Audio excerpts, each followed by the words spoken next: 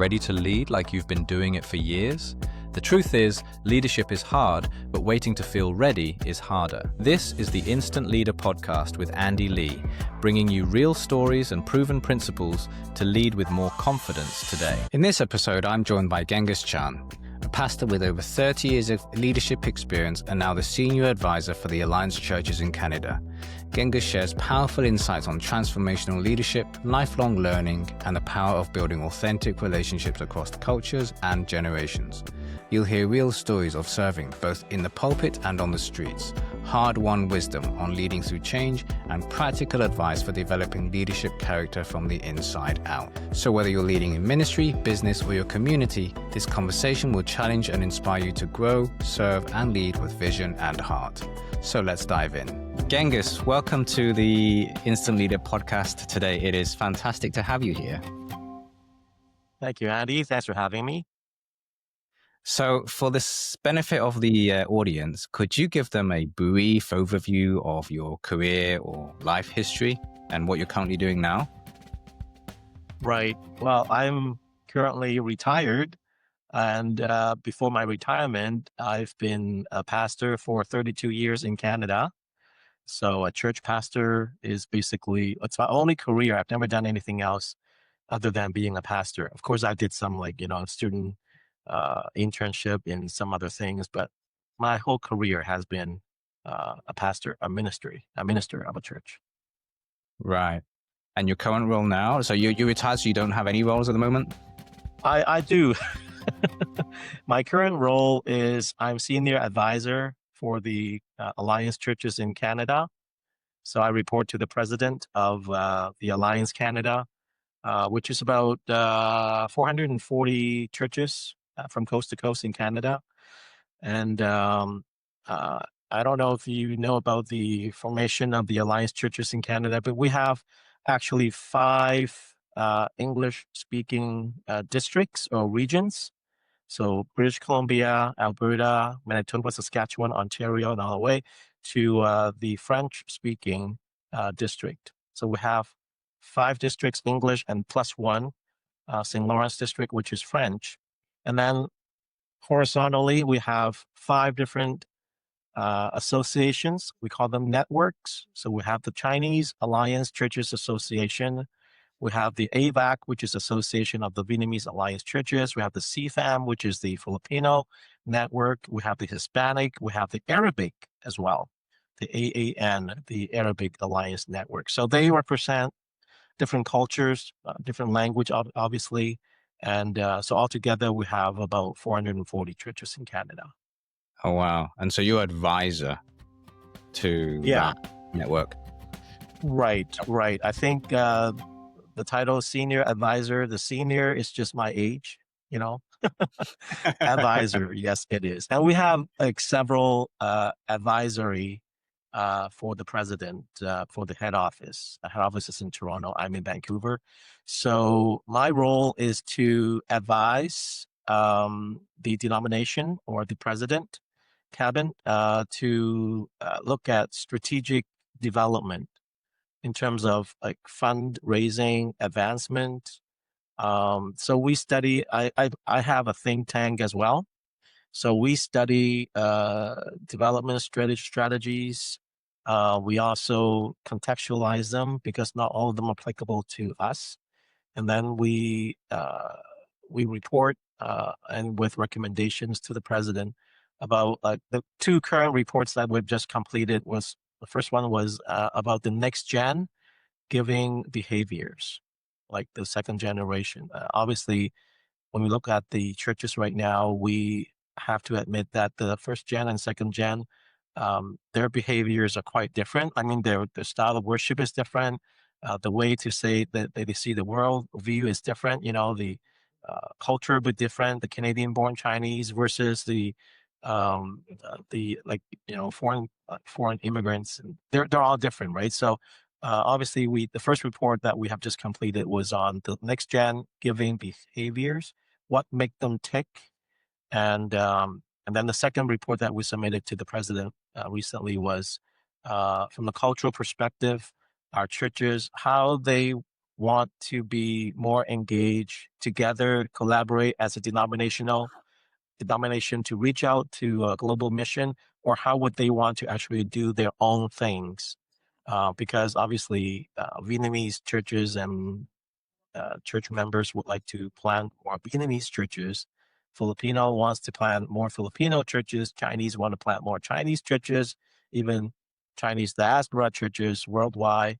And they tend to maybe they have neglected the alignment with the denomination in Canada to be global, uh, like we have a global mission strategy. So Yeah. that also painted some pictures and advice for the president. Wow. So that is not an insignificant role that you play. And this is after you've just said you're retired. Right. And Yeah. so So I've retired for 6 months, and we have completed two research and two reports for the president. And the third one is actually even more interesting. Is like some of the we call it the untapped territory, because we're now looking at generating more funding for our churches to create sustainability for our churches. Right? We're not looking at getting funding from within the church. Doesn't matter, it's like second gen, first gen, or whatever culture they represent, but outside. So it's marketplace. wow. And then the next one is going to be turning some of the um, missional projects that we have. We have actually, in addition to 440 churches, we have 250 missionaries. We call them international workers, and they serve with other alliance networks like US, UK, Hong Kong, Taiwan, Australia, South America, and we send them to all over the world for missionary work. But a lot of those projects we're changing the paradigm now to make them um, two things. Number one, to make them a lot more transparent. So the donors back home in Canada, for example, they do not just blindly give to a global advance fund. They got to choose. So instead of GAF, which is like a pool of funds that people like churches give to the head office, and then they disperse the funds missionally, they would like to be more directly involved, so they could download the funds, and they want to actually, I mean, they download the opportunities, the projects, and they choose, and they pick and choose. Oh, I want to give more to the refugee ministry, for example. Even though I'm a Chinese Christian with the Alliance Church, but I like to give to, you know, Lebanon, for example. I like to give to, like, other places where they feel like they can do that. So every opportunity becomes like a self, uh, like chosen option, Mm, so to yeah. speak.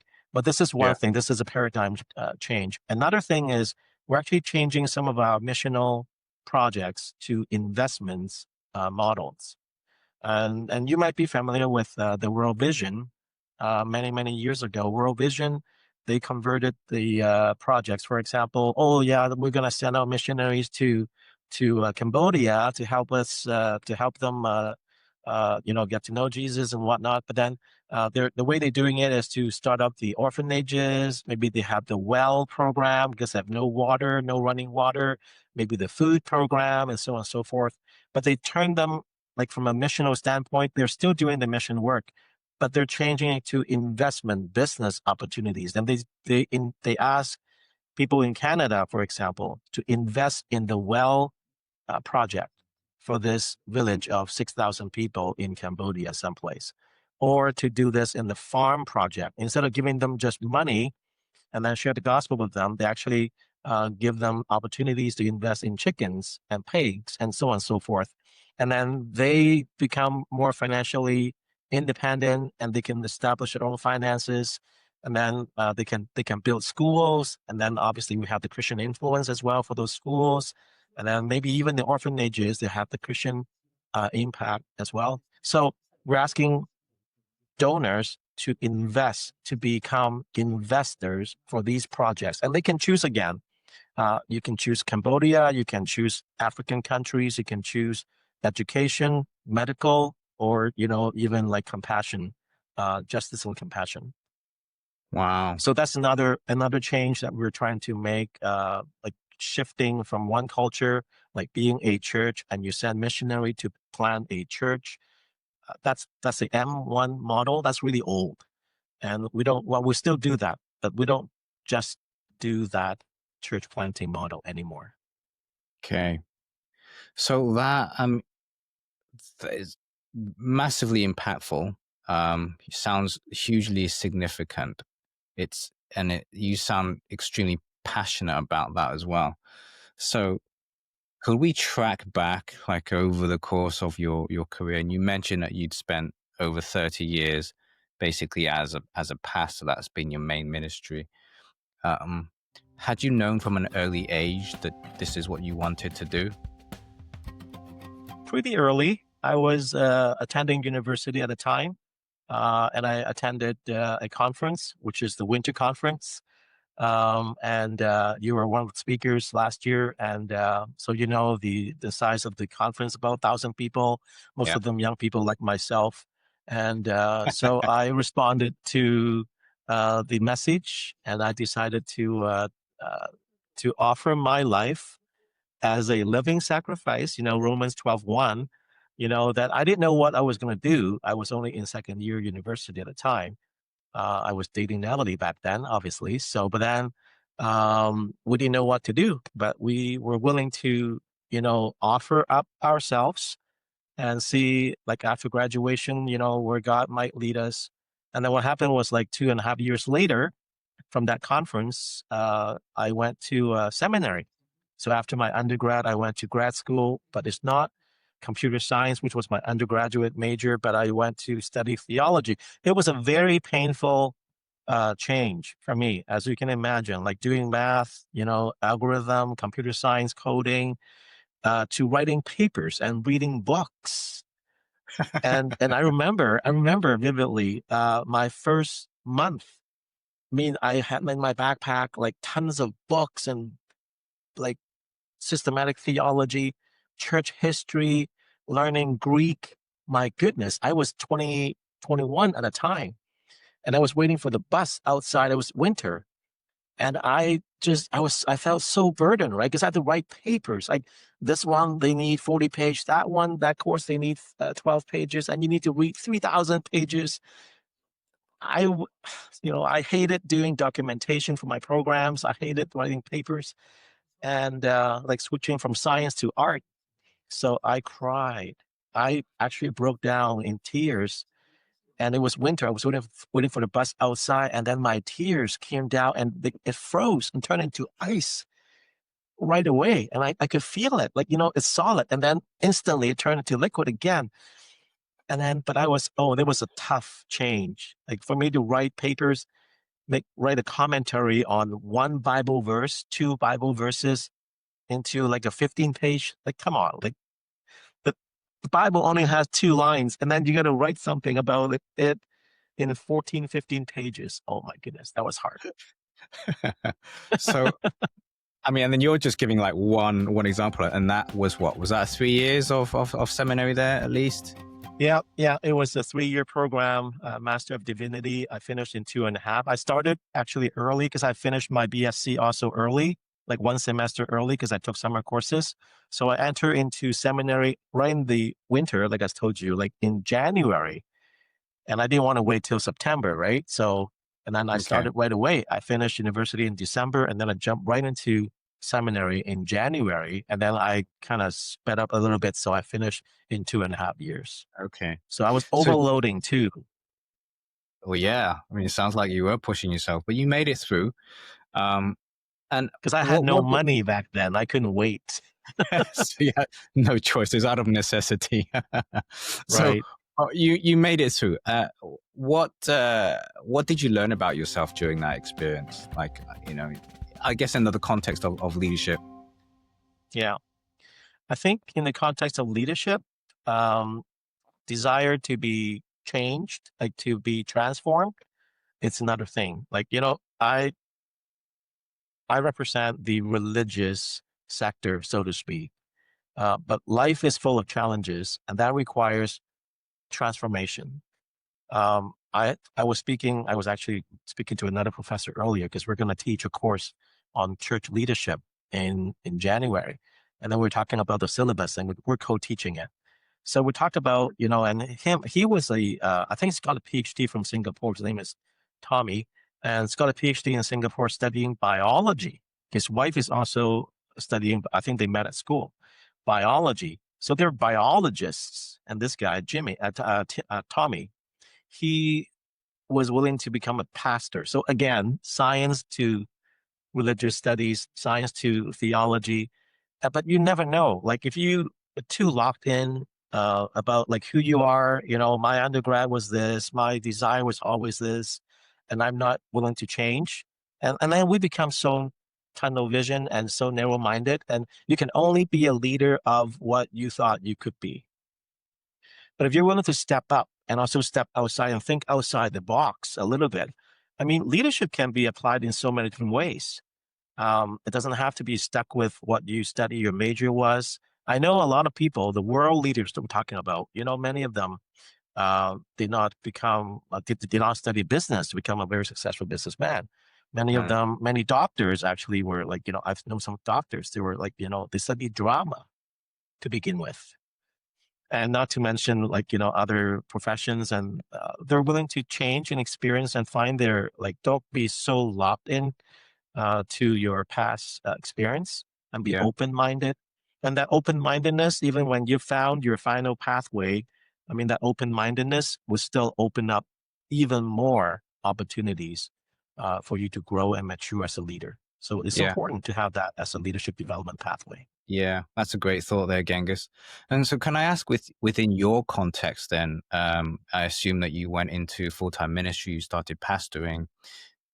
Were there ways that you can apply your leadership outside of that domain as well? Were you looking for it? Did it come across your path? That's more, it was optional. I started my church ministry as a pastor in 1993. So I was 25 at the time. So you can do the math how I am now. So anyway, I started as being a youth pastor. And then apparently my church back then gave me opportunities to become English pastor. I was a Chinese church. And then the church also gave me the opportunities to network with other alliance churches in Alberta and then also in Canada. And then I was interested. Some of my colleagues were less interested in engaging themselves externally, but I think me being an extrovert more than an introvert, I've always enjoyed networking with other people, other churches, and other opportunities. And then that's how I began my journey outside my church per se, and become, like, finally I became the chairman of the Chinese Alliance Churches in Canada, 108 churches in Canada. They're actually Chinese churches. And then I was able to travel around, and then I was able to learn even more. But obviously it's more time consuming, and that requires more energy, more commitment. But then looking back, I've learned so much. I think I've learned 10 times, if not more, than just being, not stuck, but that just being overly focused in one church and just pastoring maybe like 50 young students of a church. I've always enjoyed doing more and expanding myself. Yeah. Genghis, one thing that I really like, it stands out about you that I admire, one of your traits, is really that superpower to be able to build relationships. Now, you mentioned networking there, and even now, the role you talked about that you're currently in as advisor, you clearly have a lot of influence. Like, you have people's ear.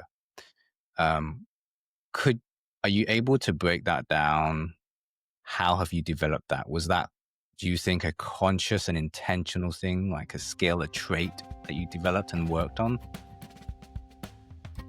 Uh, it's both, and Andy, like, so personality wise, you have to be wired that way to be doing what you like to do.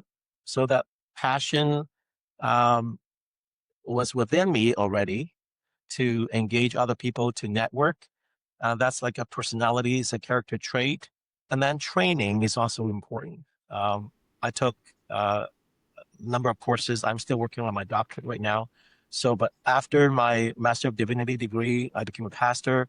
But then I continued to take courses to upgrade myself. Like leadership, is in everybody, but it has to be learned as well.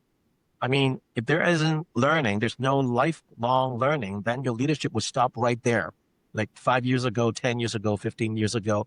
And then eventually we're not becoming a very effective leader. So lifelong learning is really important. And part of it is like learning on the job, like it's not from like taking a course or two, but and you also make mistakes and then you refine your leadership, characteristics and so on and so forth. But yeah, it's a lifelong learning process. And I'm still learning myself. I'm teaching, but I'm also a student myself and Yeah, learning from other people. And I find it this is the best way to yeah, grow and mature as a leader. yeah. So what is your approach then when it comes to building relationships? Because as a pastor, you have to be very relational. You have to know people, right? You have to understand people. What is your kind of approach in how you think when you see other people, Right. see them lead them?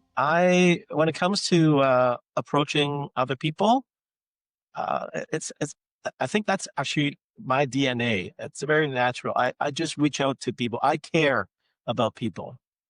I care about people I know for a long time. I care about people that I just met, for example, and I care for them, and I have ears for them. I want to listen to their stories, and I think everybody has a great story to share with other people, and you can learn so much from their stories. I also volunteer, Andy, at a homeless church in Vancouver. I've been volunteering there for like 2 years now, even before my retirement. And of course, I didn't know these homeless people in Vancouver. I know they exist. I know they're everywhere, and the news talk about them like taking drugs and they're causing trouble and all the hygiene issues and whatnot. And I didn't know who to expect to meet at this homeless church. And now I have personal relationship with only a handful of homeless people that I care for. And I care for them spiritually. I care for them physically as well, serving meals. For example, with this group, we have about 120 people, homeless people, every Sunday that they would gather to worship, and then they would have a meal together. So I help out also in the kitchen, serving them, but talking to them. They don't need me cook because I'm not a good cook, but they ask me to just, hey, spend time talking to them because I'm more relational. Hearing their stories, it fires me up. It gives me more energy when I hear their stories, even though the stories are not like about success. The stories are not about money. They have none. They have nothing. They might not be very successful from the eyes of many people, unfortunately, but there's so much life in their stories, and I pay attention to their stories. And when I pay Mm, attention to the stories, I find myself, being encouraged to be more grateful and to be more helpful as well to the community. And that's again is an engagement process. It's a networking process, and I find that really helpful. Then it shapes my leadership. It shapes my character. I think I've also written down that I define leadership as like 5 C's, like yeah. character, commitment, chemistry, competency, and creativity. I mean, that character building is really important. You can fake being a very good leader, but if there's no character, you're not really a genuine leader. So I believe in the character and how we're Tell me more about each that. life. I love that. Tell me more about that. So you can fake it, but if you don't have it, like the character, tell me what's the Okay, implications or the okay, impact of that? simple, Andy. Okay, the character part in leadership, right? Simple. One is doing, the other one is being. You can do the leadership pieces. You can be successful, very successful. You can be a leader of the leaders, just doing the leadership pieces in your organization, in your industry. But if you can also be a leader, and people can see that, like, even when you're not living, you're not really, leading, a group of people, or you're not leading anything, but people can see your leadership quality because you're actually living out leadership quality. I like to use a scripture in Galatians chapter 5 to talk about the leadership character pieces. With love, joy, peace, patience, goodness, faithfulness, gentleness, self-control. I missed one, but anyways. So, I mean, do people see that? Does this leader have a great deal of passion? And it's defined by love, joy, peace. Is he very patient? Is he faithful? Is he gentle? Like these things basically make up who you are. And you could be like, I know there's some leaders out there, they're very strong, but they're actually behind the scene. People would say, he's a bad leader. He's a bad boss, even though he has the power, he has the money, he has the skills. But we don't really appreciate him because he doesn't have the character pieces. Yeah. So I try to develop my own leadership development pathway, and by focusing on these 8, 9 characteristics. So is my passion growing? Love, joy, peace. Do I have patience? Do I have faithfulness, gentleness, self-control? So these are the pieces that I want to work on myself. And that's why I got enlightened by some of the homeless friends of mine. I'll tell you this, the first time I was sitting in this car, the same car, in a weather like this, it's raining, you can hear the raindrop as well.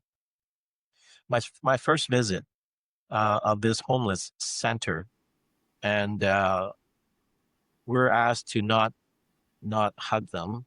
We're given orientation, like briefing, like how to approach homeless friends. And then we're asked, like, you can shake their hands, but you cannot hug them, because hugging to homeless friends might mean different things, and they might feel a little uncomfortable, uneasy. And then we're asked not to take pictures because they might be offended if you take pictures. So it was a worship service, and then after that we had lunch. But before that we had a worship service. So I sat down in the front. I met the pastor. He's an African pastor. His name is Jamal. And then I saw a lady with a supermarket push cart, and she came in. She was a little late. It was rainy, so she had like a poncho on. And then she came in, and she came all the way to the front because there are no seats in the back anymore. And she came all the way to the front, and I stood up and I gave up my seat for her, because the pastor, the worship leader, was signaling me. And I said, hey, come on, you should let her sit. And obviously I gladly stood up and let her take my seat. And then she parked her shopping cart there. And then she took off the first layer, which is a poncho. And then she took off like 2, 3, 4, 5 layers. And I was there watching behind her. And then she had a bright red, like, blouse. And then she was wearing a necklace. It's like the Egyptian style. It's not like a pendant on a chain, but it's like an Egyptian style thing, pendant. But it was rusted. It was old. But she dressed up to come to church. That is for sure. And then she was late. We're singing already, and then and she sang, and she had a little bit of a movement, dancing a little bit. I was there just behind her. I was leaning against the wall. I was just watching the whole thing. She worshiped. It was a beautiful thing. I mean, being a pastor for 32 years, I've been to, I don't know how many worship services or events. Like sometimes we're just there physically, but we're not there worshiping in truth and in spirit, right? But you could tell that some people are really worshiping, and God was meeting them there in the presence of the worship. It's a beautiful thing. And then, long story short, we served them lunch, and then we gave out some personal items, and then I got to the car. And because I shook hands with so many homeless people that day, I did not hug them, but I shook every single person's hands. As soon as I got to the car, I took out this. I have this always in the car, after COVID, right? So Yeah. hand sanitizer. So I got so much hand sanitizers in my hands. It was like watery. It's because I felt that, maybe I needed more hand sanitizer. And I was rubbing my hands like under the seat here. It was like dripping. And you know what picture I had in my mind as I was doing that, sanitizing my hands? It was like, when Jesus, after he was betrayed, he was taken to Pilate, the head priest, and then the judge, the governor was there. Pilate was saying, you know what, I cannot find fault in this man. He spoke to the crowd. It's just like, but if you want to crucify him, well, by all means. But I'm going to wash my hands. It's not my responsibility. And that scripture came to my mind right away. Like, I was so touched by that encounter. I was cleaning my hands. I mean, it's not my responsibility. These homeless people. I was there for the first time by invitation of Pastor Jamal from Ethiopia, and then I was there, and I said, "Is it the same thing? Is it I'm cleaning my hands?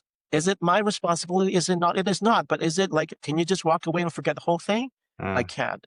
It's been 2 years now. I can't. And the second thing is, I could smell the sanitizer, and then all of a sudden I hear the Spirit speak to me. He says, Genghis, now you're sanitized, but are you sanctified? And I knew I wasn't sanctified, because sanctification comes with Jesus and like following Jesus. And I know I wasn't quite following Jesus for that situation. I was going to walk away and just forget about the whole thing. So God spoke to me loud and clear at that time. And then obviously I started to develop passion for the homeless people.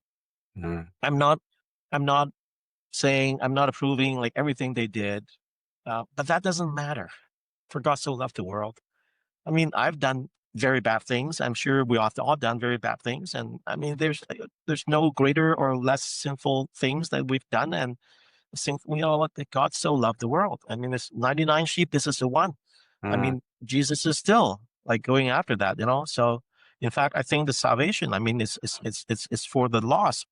I mean, if you consider yourself like, oh, I'm not lost, and I think I have a pretty good life, and then I become a Christian. Well, then, okay, that's good for you. But again, there's a lot of people that are lost out there, and I think the gospel is for them too. Whatever the background is or social status might be, the gospel is for them. Yeah. And that's how I have developed this new passion for the people in need. I think this is also speaking loud and clear too. If I were to choose between a very strong stone wall or an egg, I would choose to be with the egg, to be with the weak. Like I'm not sure you understand what I'm saying. Like, if I were to put in a situation that I had to choose either one. Yeah. One side is the strong metal, stone, rocky wall, like it's just firm foundation, everything. The other side is like a basket of eggs. They're just fragile. They were weak. I would choose the weak. Yeah. I see myself more effective. I choose myself more being called to be with the weak. Yeah. Yeah. One of my favorite authors is Henry Nouwen, passed away, former Yale, Harvard University professor, a priest, a Catholic priest. He has written, I don't know how many books, but none of them was thick. They're all thin, they're all reflective. They're all like devotional reading. Henry Nouwen. And he had a passion. He passed away now, but he had a passion to be with the weak, to serve the weak, not to identify themselves, not to go against either, but not to just always associate yourself as, oh, I'm with the strong, the mighty, but he would choose to be with the neglected, the marginalized, the eggs. And I have the same passion, and I see myself doing that also. And because of this same passion I have, I'm doing as an advisor for our denomination, for the Alliance Canada, to actually have a balanced view. Like, we have mega churches, but our mega churches cannot forget our mission, which is to serve the poor. Yeah. Right. We have a lot of money in our property, so to speak. I'm not sure this is a secret, but every church has a building. Every building is worth like several $1,000,000 plus maybe even like 30, $40 million. So churches have some money, at least in the asset. But we must not forget that these monies are not like we're stewards. Yeah. Money is not for us to keep. It's not to make us stronger and build another church 100 million campus. No, is to actually utilize the ministry to develop new ministries, to help the poor, to share the good news, Yeah. and to engage in the Yeah. society. So that's my role.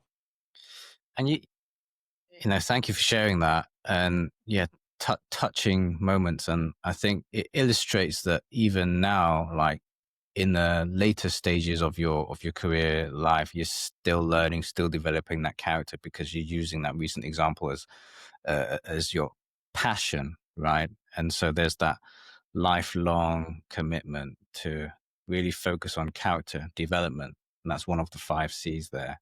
So you mentioned the other 4 C's: commitment, chemistry, competency, creativity. Could you briefly go over each Yeah. one? Like, is any one more important than the other? Are they equally important? What do they mean? I think they're equally important, but one builds on another, and then eventually it's like a spiral. I mean, you continue to spiral up. Hopefully, we don't spiral down. We don't become less and less in character, all those things, but become more. Yeah. So back to the second one, which is a commitment. Commitment is really important because I think nowadays we're used to the computer age, internet age. We're not too patient with things, so we're not too committed. Like we can have the character, the right DNA for the things that we do, but we don't do it long enough. We don't endure. There's no resilience. So I think leadership requires resilience because we can't always win. I mean, we fail, we make mistakes. Not every single project we do, and given the opportunities to lead, thrive. Not always, but then because we're committed to it as a church, we're committed to it. We're committed to reaching out to the community, but then they're not always welcoming, and they're saying, we don't want you. So you have to really have the resilience to go back to it and say, you know what, we believe in this and we like to see this vision. We have the vision. The vision takes time. Vision leaks. Vision leaks. So we have to have the commitment. Being a leader, you drive the vision, but then vision leaks. So you have to have the commitment really to stay focused in what you do, but not hopping around or giving up too prematurely. Part of the commitment pieces I'll be teaching in January would be how to prevent like burnout, because burnout is the counterpart of commitment, right? Because we're leaders, but then we didn't take care of ourselves good enough, and you got burned out, and therefore there's no commitment, right? And then you quit, and then I'm going to quit becoming a pastor anymore. I'm going to go back to maybe do computer science. I'll work on maybe my second degree on something else, but there's no commitment there. That will be like more of like a career development. But small things also it requires commitment, long-term commitment. I think that's important. Now, chemistry refers to Angus, can I human dynamics. just to follow up on that commitment piece? Okay, sure, please. How does so for one particular individual, what exactly are they committing to? Like, are we saying they're committing to their boss, committing Two things. to organization? Nope, committing to. I would say it's less organizationally defined. I would say commit to your vision and your calling. I believe in vocational calling. You could be a pastor, you could be an engineer, you could be a finance advisor, financial advisor, but there is a vocational calling. God wired you to become a certain person, giving you the education, and that's who you are right now. And there's a vocational calling, and you're called to be, or maybe you're called to be something else, but then different from what you went to school for like 10 years ago. But then there's a calling. So you got to identify your calling. And then God has given you a vision, which is a picture of what he wants you to do. It could be a map. It could be, just a photograph or something, but then you commit to it because it's always about future, right? It's not just about the present. It's always about the future. 10 years from now, what do you see in what you do? If you own a company, what do you see 10 years from now? What do you want this communication firm to become? What do you want this leadership institute to become? What do you want this medical mission to become? What do you want this in the business world to become? Even a company has a vision, so you commit to it. So you're called to business. That's your vocational calling, good. But then you also stay focused and committed to the long-term vision, which is 10 years, in 5 years. And that's So great. I don't give love up prematurely. Yeah. Yeah. But you need to have a very clear, and you mentioned picture, right? And the picture is basically saying that it has to be very clear, as clear as a photo where you can see the details, you can zoom out, you can zoom in, you can see it. Now, at what stage would you say would you recommend somebody start thinking about that? Like, like having a clear goal or target, like looking 10-year time frame type of thing? I would use referencing. Let's say in what I do, I used to serve a church, right? Well, as an assistant pastor, I serve a youth group. And then when I became the lead pastor of a church, I oversaw the whole church. And I also want the church to grow, but I don't know what a picture looks like. So I looked around and I found this church, which is not perfect. No church is perfect. And this church has this thing. And then I could see, okay, we could become that church maybe in 5 years, maybe in 10 years. So I use referencing and said, okay, this is what we want. For example, I like my church, South Edmonton Alliance Church, that I served for 22 years. And I said, I want our church to be less ethnocentric. It was a Chinese church, no doubt. 99.9% of our church attendants were Chinese, first gen, second gen, Cantonese speaking, Mandarin speaking, or English speaking because they were born in Canada. So 3 different congregations. But I said, that's not enough. I don't think God has called me to just pastor a church of an ethnocentric church. It's a little bit too narrow. So I talked to the board, I talked to the church people and leaders and said, would you pray about this? Could we be like truly a missional church? Could we engage in other culture missionally, perhaps overseas? You've never been there before. Could we do, Muslim work? Could we care for those people? Could we do homeless work? Could we do other things? Could we not just focus on being Chinese? So I said, well, like this church, because Church ABC is like 10 years ahead of us. Church ABC back then was the Fraser Lands Church in Vancouver. And I talked to the pastor and I said, I want to become a church like yours. I mean, I want my church to become a church like yours. And then we exchange ideas. And then I talked to people like, Ken Shikamatsu, like 10th Church Alliance, also in Vancouver. Now it's more well known. Ken Shikamatsu, being a Japanese, I think he was born in Japan and raised in Canada. I think he came when he was 10 years old. And then he was hired by this church, 10th Avenue Alliance. Now they call it 10th Church, as a senior pastor. And the church was like, they had a lot of senior people. Almost all of them are Canadian, like, Caucasians. But then he said, no, I think God wants us to become more international. So less about us, less self, but more community, representing the community. So, and then he changed. It took him, like, I don't know, 20, 25 years to get to where they are now, like 5 campuses and very, very multicultural, very international. So we attended the same IICC back then, Intentional Intercultural Churches Conference. And we're listening to different speakers, and then they're from the States, and then they taught us how to become less self, but more community, more purpose-driven, more seeker-sensitive, and so on and so forth. These churches are doing quite well in the States, and we learn. So by referencing, I see, okay, Church ABC, 10th Avenue Alliance, Fraser Lands Church, and then I brought what I've learned from these churches and other conferences, speakers, and I brought them back to South Edmonton Alliance Church, and we slowly became, and then we sent out our own missionaries. And then when we sent out our missionaries, people would assume that we sent out missionaries to only China, Hong Kong, Taiwan, maybe like diaspora churches, but Chinese population. No, we did not send them only to the Chinese diaspora. We send them to the Muslim people, to Dubai.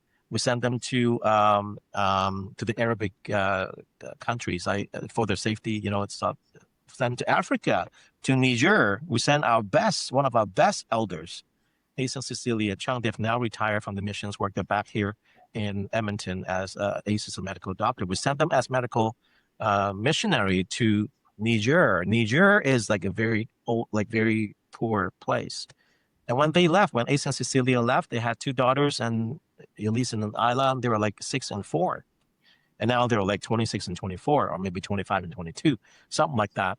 But it was a big thing. But it all stemmed from, like, because we were willing to become less, but more kingdom, become less instead of self-centeredness, become more Christ-centeredness.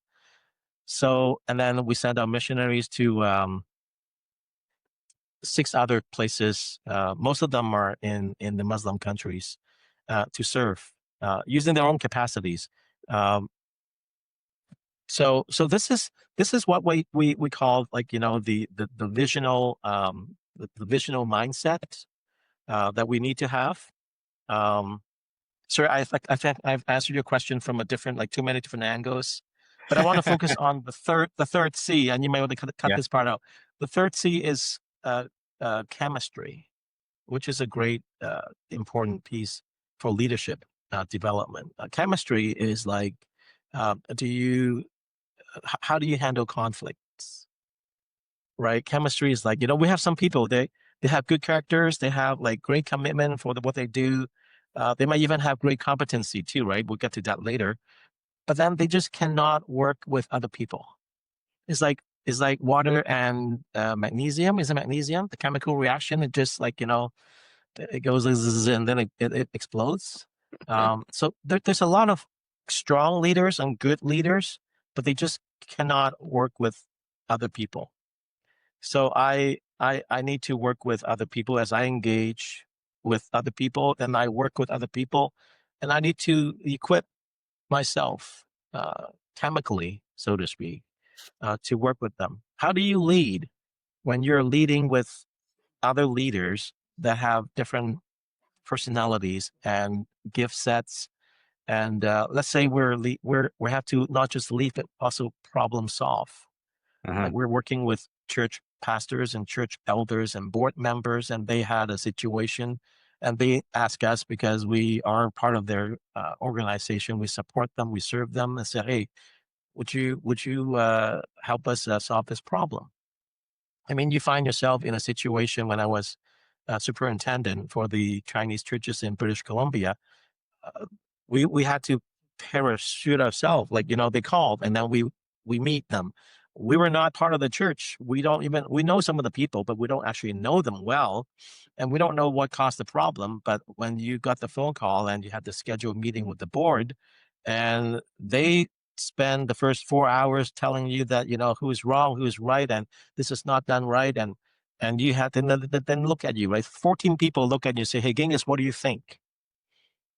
I honestly don't know what to think, right? But then you can't say, okay, I don't know. I'll come back to you later. But you have to start relationally, being chemically wise enough to start off, with something seemingly important to say to them.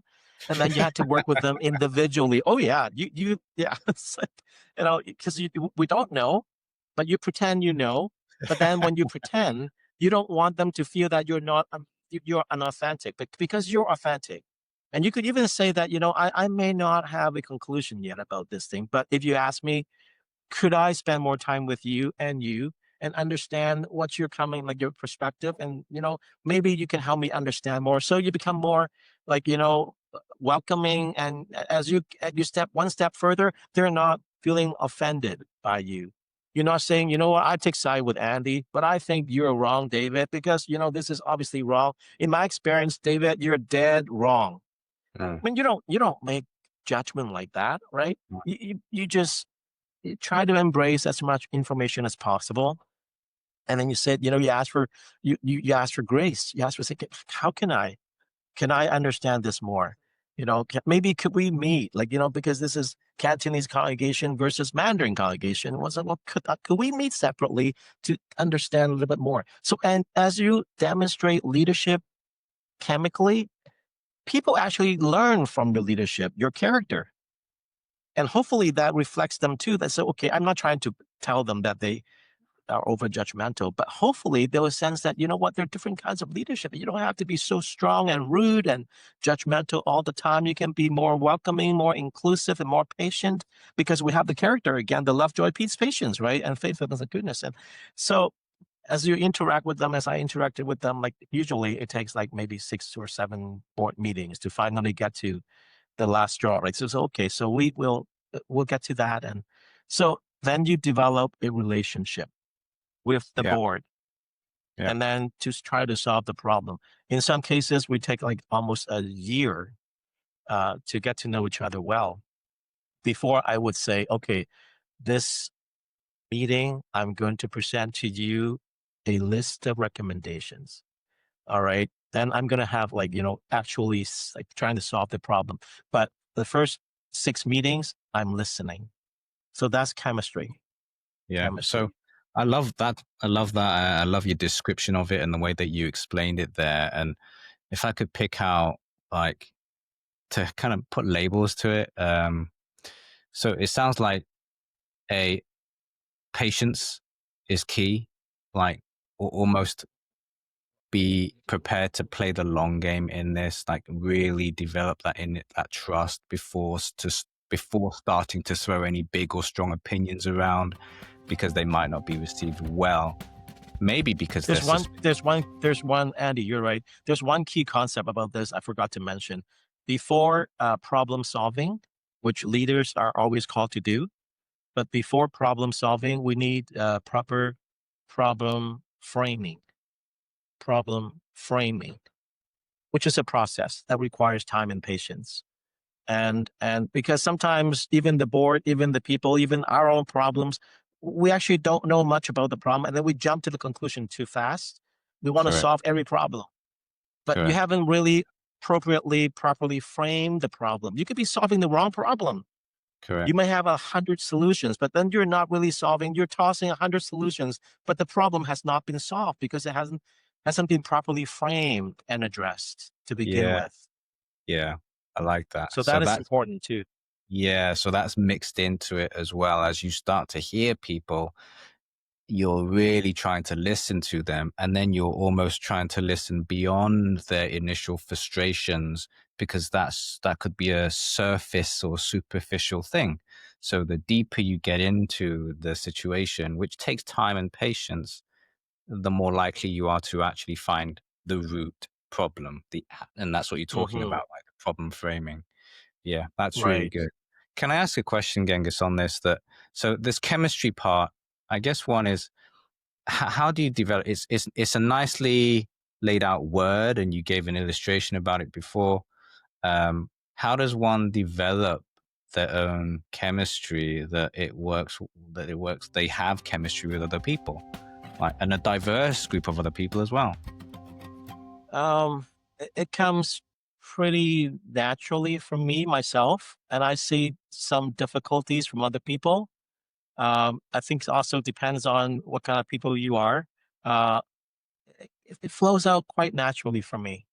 I just don't have a problem with, like, I just don't have a problem with not expressing my my recommendation prematurely.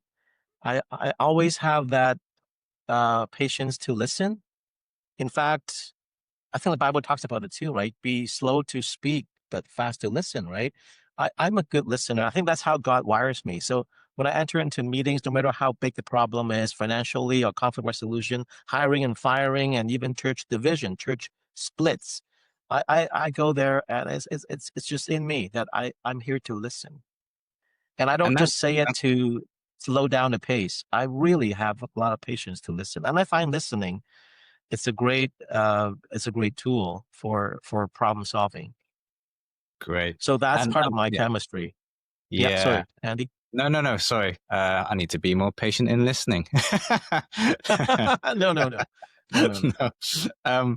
And I like that you put a name to it. You know, you mentioned the word listening, because I think this is the second or third time you said this is something that's come natural to you. And I was like, I love that for you. But what about everybody else? how do they learn it, right? How do they acquire this? my assumption is that it's a learnable skill, that most, if not all, leadership traits are learnable skills. So that leadership is not an unreachable, goal Right. for people. Absolutely. So, but I love Right. that you mentioned listening is one, the patience is, I think there's humility in there as well. I think Right. you described a confidence in being able to say, I don't yet know the answer. Even though people come to you for the answer, you're not going to pretend that you have like an answer, and because that could damage relations too, right? I assume. Absolutely. Absolutely. As arrogance, right? Like, or when you overreact and like, sometimes I've done it too. Like I've learned from my mistakes too. I'm not always doing everything right. And because maybe I was in a rush or something and the meeting was called last minute. I said, hey, Genghis, you have to be here tonight for the board meeting. Otherwise, we're going to wait this until next month, the regular staff meeting. So it's okay, come now. So I would be underprepared and I could be tired because most board meetings happen outside office hours because church leaders are volunteers, most of them. So you would have like weekend meetings after Sunday service, or maybe even like in the evenings that start at 7:30 or 8:30. That's past my bedtime. My new bedtime is 9:30. So, and then they were still talking about this, and they're argumentative, and it's like already 11:30, right? Then you naturally become impatient, right? So I learned too. It's important to actually go prepared, like emotionally, mentally, um, and then and that will affect our how effective our chemistry is working with other people. So it's something Right. to be learned. Learn from your own mistakes. Yeah, I have spoken too fast. I have spoken just too immaturely, and then I learned that next time I shouldn't have said that. No, I shouldn't have made that comment. Right, then you learn, and you learn from also other people. So you take courses. We take courses, and we also train our board members, our pastors, and it can be learned from training. And that also leads to the fifth C, which is creativity. Creativity is not just like thinking outside the box. It's actually learning because we're open to learn. So we're not boxed in. We're not, okay, we can only be this. And it's so like fixated like this. So its creativity comes from your willingness to learn. Yeah. And that's important too. Yeah. Yeah. And then competency backward. The competency is also important. You don't want to be a wrong leader you don't want to be a good leader in the wrong field. I mean, you could have all the chemistry, you could have all the character and commitment, and even creativity, but it's a wrong field. It is like we ask our people, like are you sure you want to be a pastor? Are you sure you want to be an accountant? Are you sure you want to be an engineer? Like you don't want to be a leader in the wrong field. You have everything good, but then you're in the wrong field. You're not competent. I can't ask an elder to be a church treasurer if he's not an accountant to begin with. He's a history professor. He's a history professor. That's great. He has a lot of spiritual gifts. He could be a board member, but he cannot be a treasurer because he has never done budget. He's never seen like financial statements. How do you do balance sheets? And there's no competency. You cannot ask someone to lead worship if they can't even sing in tune. For Right? sure. Oh, just because you have the heart to do it, then can you lead worship? Well, you can. Like Lisa can lead worship, but then you can't just lead worship. You can't play the piano. You can't lead, and then you don't have rhythm even. You can't do that, right? You cannot do children's ministry. You can't even tell stories, right? So it has to be like competency is also there. That's important. But then you can learn, you can develop new skills, and then eventually you might want to be doing those roles that you were not equipped for. Yeah. Now that one, and I thought that competence is quite straightforward. It's quite standard. It's do you have the technical, the hard skills to do the role that you're doing right now? And usually there is a very the recruitment process, the application process should be able to weed out the roles that aren't suitable for you because they've deemed you maybe technically not good enough to be able to do that role. Um, but what if you do get through? Because actually, sometimes people get positions where it's a stretch for them, like a promotion. They're very, very competent and very good at their existing level, but then they get promoted. There's a whole new set of skills that maybe haven't been tested yet for them. Do you have any comments about that piece? Like, maybe someone, you gave the example of worship, they can't sing, maybe they can't sing yet, but they Right. might have the potential to. Or Right. does that person just give up and no, I can't sing, and that's it? No, no. Give up is not in the dictionary of leadership, right? Like we should never give up ourselves. We should never give up on other people, right? So learning is absolutely, as long as you're in the right field, you have to also, okay, this is what I do, Andy.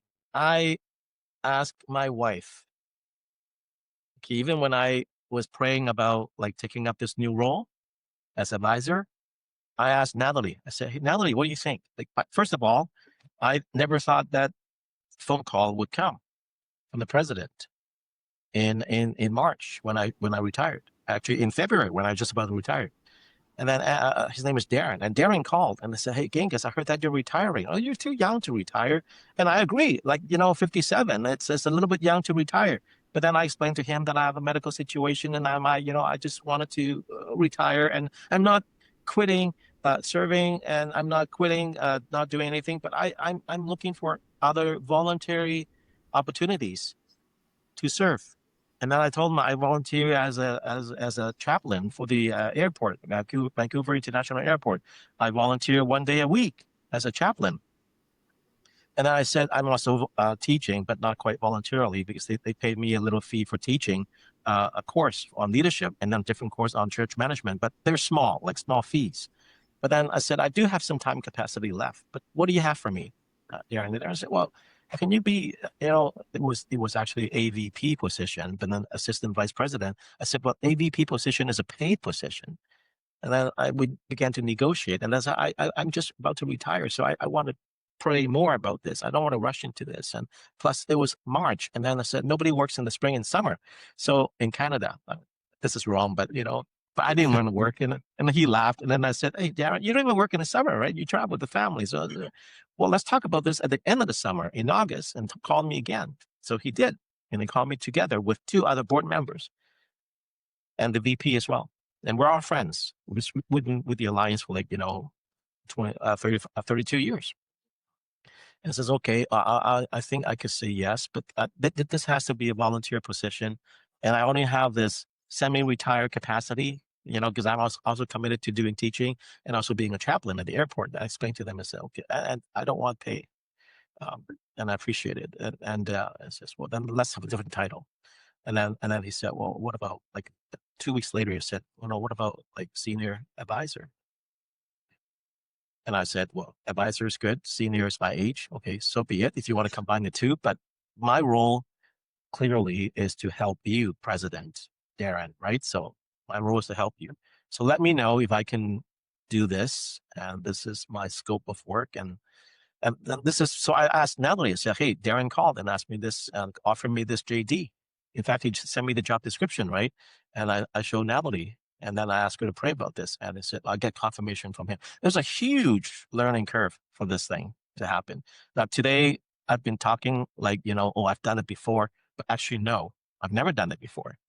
I mean, in terms of development, in terms of like finding the next gen giving behavior, finding the cultural, impact in their denominational alignment.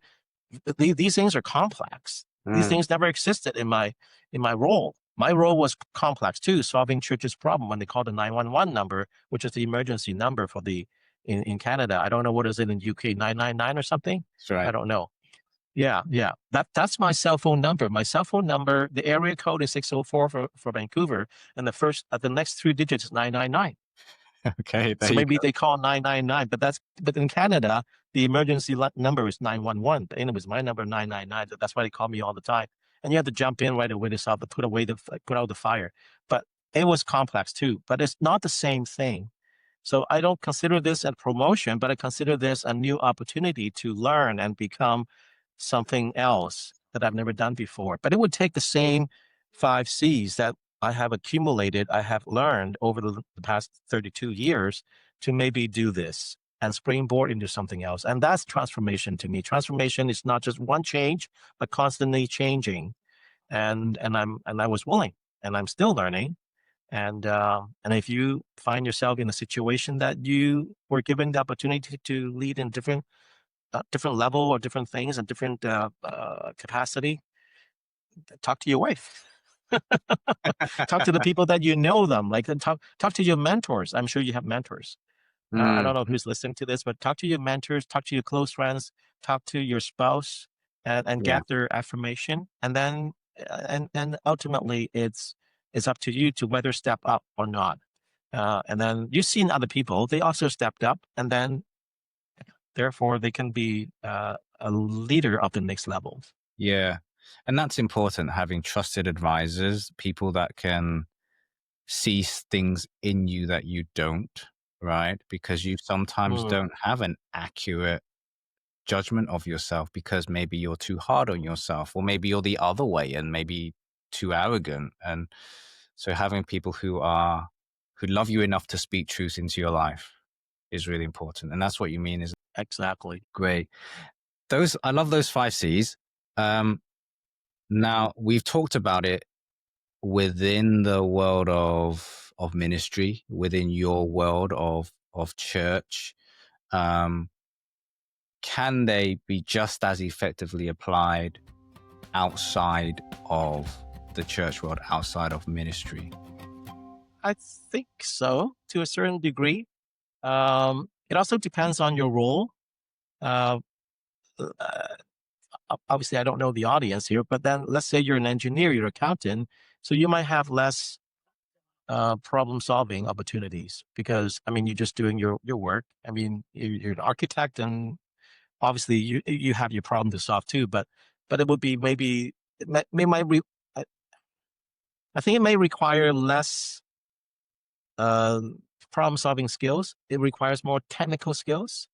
And then if you are an engineer, you're an accountant, you're an architect, and you have technical skills. But then eventually you still have to develop your problem solving skills because not every position is totally exempt from like solving, for example, interpersonal relationship. When you work as an accountant, when you work as a medical doctor, as a nurse with other people, as an engineer, there's always a team. When there's a team dynamic, there's always conflict. So you need to exercise, you need to acquire the skill to solve problems anyways. So Uh-huh, I think, yeah, it is applicable, but uh-huh. maybe depending on your role, it may be more technical at this stage. And then when you become a manager, when you become a team lead, when you become a project manager, then you might need to have the two skills more balanced. And then eventually you might actually become an owner of an engineering firm. Well, then you might actually need less technical skills, but more relational skills and problem solving skills. And then you're going to find, the 5 C's a lot more applicable. Yeah. So And it and depends. there were people already in, like, so for sales roles, for example, you're diving straight into the interpersonal, the problem solving skills, right? Oh, right away. Yeah, right away. Yeah.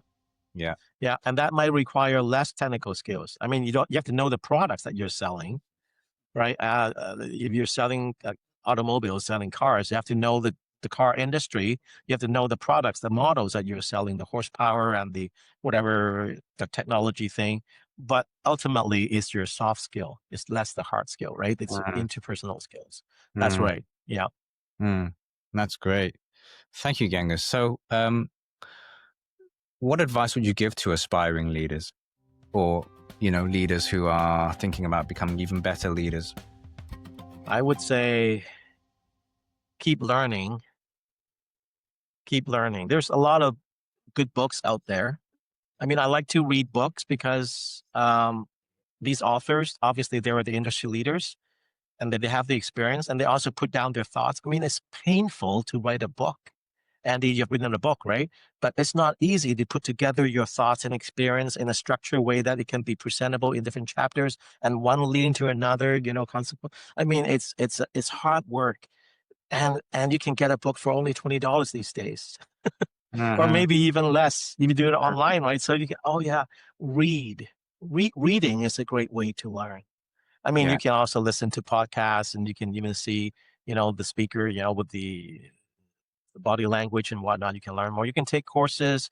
I mean, you can even take a diploma, a certificate, or a degree, do your MBA. I mean, learning is the key. Yeah. I say that I think this is the second time I say this. The moment you stop learning, you're not growing as a leader. You're a leader in the past. Yeah. I mean, you think you're still the leader, the industry leader, but you're lying to yourself. People around you can also tell that you're not really growing. You're gonna have less people following you as a leader. But if you keep learning, and then you're gonna see more people following you because you also follow other people. You learn, you become a better leader. Yeah. Yeah. And that's testament to you, Genghis, like at your stage in life, and you being still so passionate about learning, about reading. Learning. Yeah. Love. Yeah, yeah, That's yeah. great. Um, and this is a very simple question. We've been talking about this topic the whole episode. What is your definition of leadership? I think I had put down in my Q&A thing too. Would you like me to recap that for you? No, I like to say this, and if I missed that, then you can also recap that for me. And then I correct Um, you. you know, I also put down the word followership as a leader. I think it's really important, especially for in my field, anyways. I hope this is also applicable to some of the listeners who are Christians. And um, I think it's important for us to learn how to be a follower at the same time as we develop our leadership capacity. Um, time, time, from time to time, I find myself not a very good leader because I've also noticed the distance between my follower. I'm not a good follower of Jesus. Jesus never told us to, never asked us to lead anything or lead like him. He said, follow me. Jesus says, follow me, right? He didn't even say like lead like me.